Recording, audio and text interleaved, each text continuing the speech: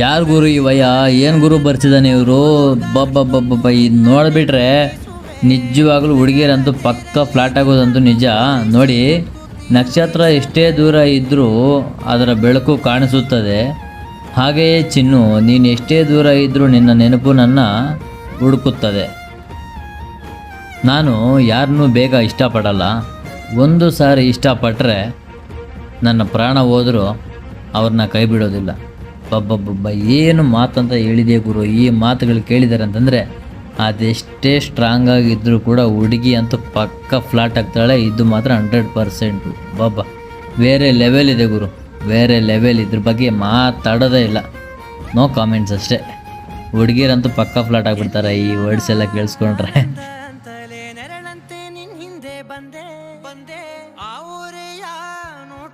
ಸಲುವಾಗಿ ಬೇಕಂತಲೇ ಮುಂದೆ